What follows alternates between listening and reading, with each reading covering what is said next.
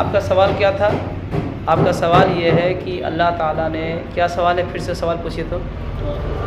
اللہ تعالیٰ نے حضرت محمد صلی اللہ علیہ وسلم کے پہلے نور کو پیدا کیا. ہاں، سب سے پہلے اللہ تعالیٰ نے نبی پاک صلی اللہ تعالیٰ علیہ وآلہ وسلم کے نور کو پیدا کیوں کیا؟ یہ آپ کا سوال ہے. نبی پاک صلی اللہ تعالیٰ علیہ وآلہ وسلم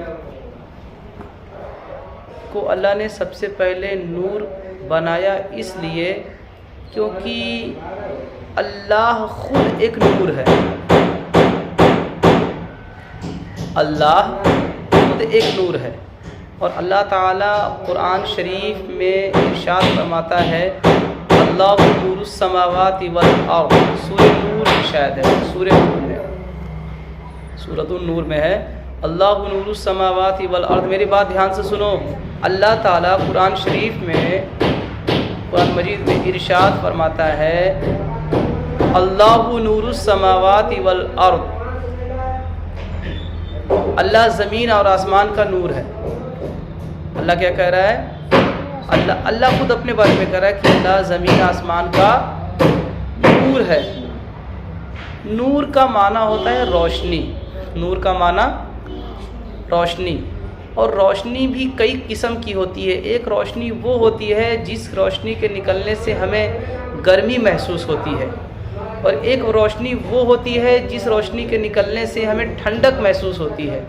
جیسے دن میں سورج کی روشنی نکلتی ہے تو سورج کی روشنی سے ہمیں گرمی ملتی ہے، لیکن رات میں چاند کی جب روشنی ہوتی ہے تو اس چاند کی روشنی سے ہمیں ٹھنڈک محسوس ہوتی ہے.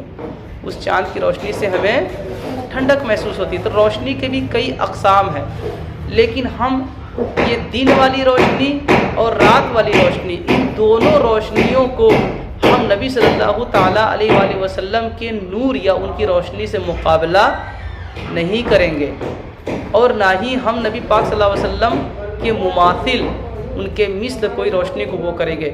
اللہ تعالیٰ نے جب نبی پاک صلی اللہ تعالیٰ علیہ وآلہ وسلم کے نور کو بنایا تو جب نبی صلی اللہ تعالیٰ علیہ وآلہ وسلم جیسے ہی بننے کے بعد فوراً نبی صلی اللہ علیہ وسلم نے کہا لا الہ الا اللہ.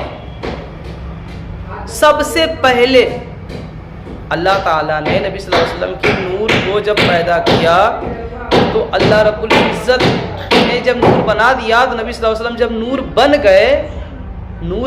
گئے تو پیارے آقا صلی اللہ علیہ وسلم نے نور بننے کے بعد ہی ترنت سب سے پہلے نبی پاک صلی اللہ علیہ وسلم نے کہا لا الہ الا اللہ.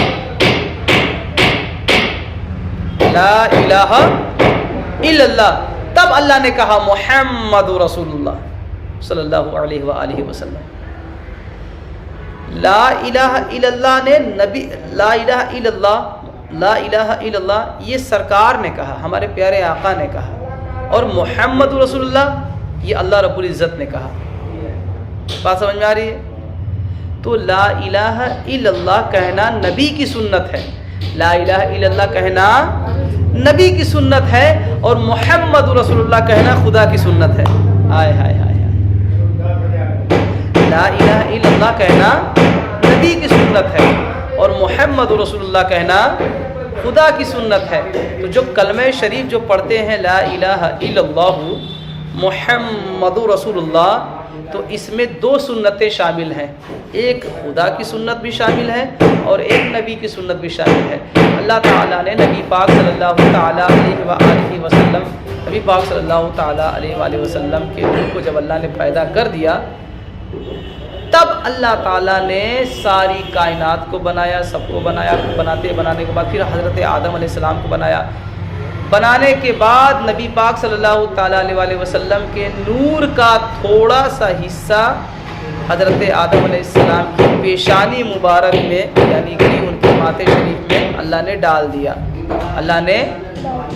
جب نبی پاک صلی اللہ تعالیٰ علیہ وآلہ وسلم کی نور مبارک کو اللہ تعالیٰ نے حضرت آدم علیہ السلام کے پیشانی مبارک میں جیسے ہی ڈالا تو محمد صلی اللہ تعالیٰ علیہ وسلم کا نام مبارک حضرت آدم علیہ السلام نے لینا شروع کر دیا، اور انہوں نے کہا محمد رسول اللہ صلی اللہ تعالیٰ علیہ وسلم. انہوں نے کیا کہا؟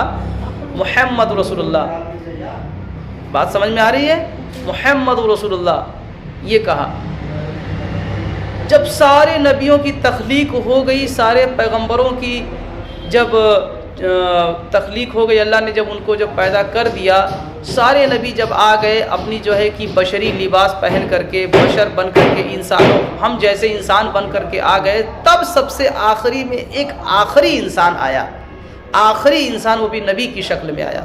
وہ ہمارے پیارے آقا، چاند دو ٹکڑے کرنے والے آقا، آمنہ کے لال، عزت با کمال محمد عربی صلی اللہ تعالی علیہ وآلہ وسلم دنیا میں تشریف لائے، اور وہ بھی ایسے ملک میں تشریف لائے، اور ایسے شہر میں تشریف لائے، اور ایسے قبیلے میں تشریف لائے جہاں پہ بہت زیادہ جہالت تھی۔ وہاں کے سارے لوگ جو ہے کہ ایک دم جانوروں وحشیوں کی طرح وہ کرتے تھے، رویہ ان کا تھا، بیٹی کو بیٹی نہیں سمجھتے تھے، درگور فرماتے تھے، وہ درگور کر دیتے تھے۔ لڑکی جب کسی کے گھر میں جب بچی پیدا ہوتی تھی تو بچیوں کو دیکھ کر کے منحوسیت کا شکار ہوتے تھے کہ بچی نہیں بلکہ ایک منحوس لڑکی پیدا ہوئی ہے۔ اللہ اکبر، استغفر اللہ، اللہ بچائے، معاذ اللہ، نعوذ باللہ۔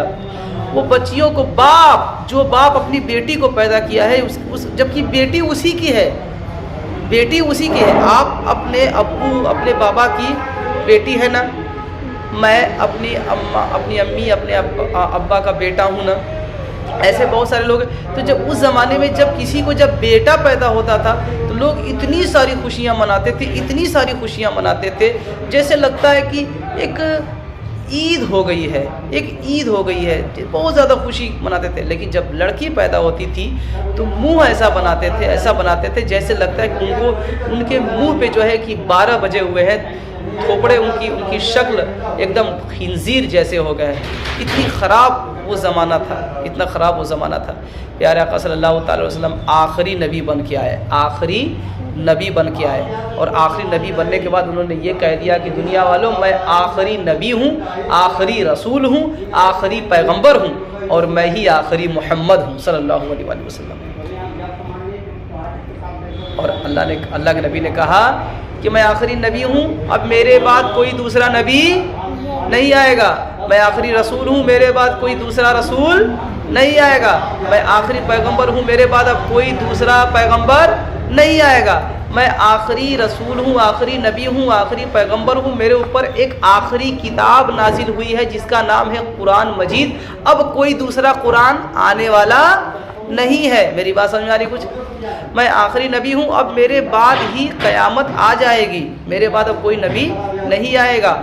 حضرت عیسیٰ علیہ السلام جب آئیں گے، دجال کو جب قتل کریں گے، جب دجال کو جب وہ قتل کریں گے، عیسیٰ علیہ السلام جب آئیں گے، مہدی علیہ السلام جب آئیں گے، ٹھیک ہے، مہندی نہیں، وہ ہاتھوں کی مہندی نہیں، مہدی کا مطلب ہوتا ہے ہدایت دینے والا۔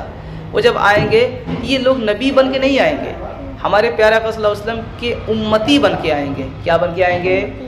امتی بن کے آئیں گے، کیونکہ عیسیٰ علیہ السلام تو پہلے سے نبی بن کے آ چکے ہیں، اور آ بھی گئے ہیں، اور وہ چلے بھی گئے ہیں، آسمان پہ اٹھا لیا گیا ان کو، وہ زندہ ہیں۔ نبی پاک صلی اللہ علیہ وسلم سے پہلے جو عیسیٰ علیہ السلام جو ہے آئے تھے، جو بی بی مریم علیہ السلام کے شکم مبارک سے جو پیدا ہوئے تھے، بغیر باپ کے پیدا ہوئے تھے، حضرت عیسیٰ علیہ السلام جو کوڑھوں کو شفا دیتے تھے، اگر کسی کے اوپر اگر اپنا ہاتھ پھیر دیتے تھے تو وہ شفائے کلی، شفائے کاملہ عاجلہ ان کو نصیب ہو جاتا تھا۔ نبی پاک صلی اللہ تعالی وسلم کے توسل سے وہ ساری چیزیں کرتے تھے۔ ان کو مسیح کہا جاتا ہے۔ عیسیٰ علیہ السلام کو کیا کہا جاتا ہے؟ عیسیٰ مسیح، عیسیٰ مسیح۔ مسیح کا مطلب ہوتا ہے مسح کرنے والا۔ مسیح کا معنی کیا ہوتا ہے؟ مسح کرنے والا، یعنی مسح کا معنی ہاتھ پھیرنے والا۔ مسح کا مطلب ہوتا ہے ہاتھ پھیرنے والا۔ اسی لیے ہم چوتھائی سر کا مسح کرتے ہیں۔ ہم جب وضو بناتے ہیں تو وضو میں چوتھائی سر کا مسح کرتے ہیں، تو مسح کا معنی ہوتا ہے ہاتھ پھیرنے والا، عیسیٰ مسیح۔ تو پیارے آقا صلی اللہ علیہ وسلم بشری لباس میں آخری نبی بن کے آئے ہیں، ان کی اتنی عزت کرنی چاہیے، اتنی عزت کرنی چاہیے، اپنے والد صاحب سے، اپنے ماں سے، اپنے بھائی سے، بہن سے، سب سے زیادہ ان سے اتنی محبت کرنی چاہیے پیارے آقا صلی اللہ علیہ وسلم سے، کہ آپ اگر سوئیے تو نبی پاک صلی اللہ علیہ وسلم کو یاد کر کے سوئیے، صبح سو کے اٹھیے تو اللہ کی حمد و ثنا کرنے کے بعد فوراً پیارا آقا صلی اللہ علیہ وسلم پر درود پاک پڑھیے، یہ بہت بڑی چیز ہے۔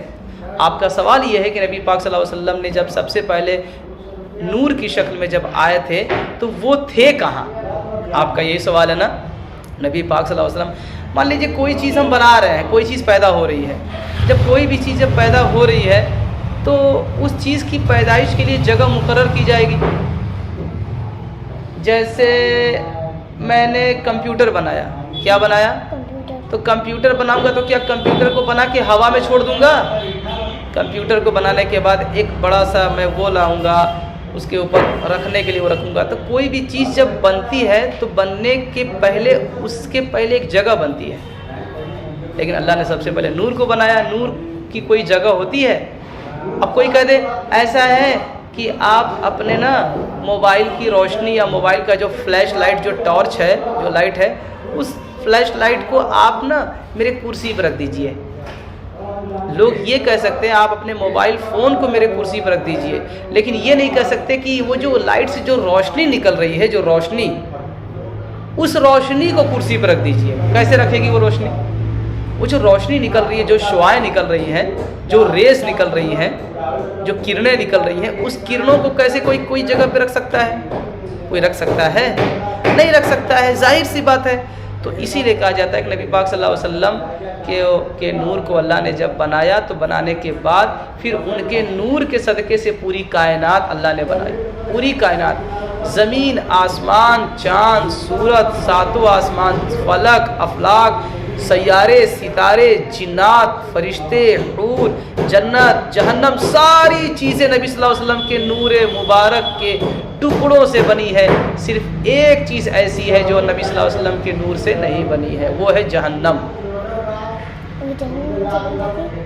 جہنم بھی اگر نور سے بن گیا ہوتا تو پھر جہنم کا مطلب ہی کیا رہتا؟ سارے لوگ کہتے ہیں ارے ہاں اس میں تو نبی پاک صلی اللہ علیہ وسلم کا نور ہے، چلو جہنم، ہے نا؟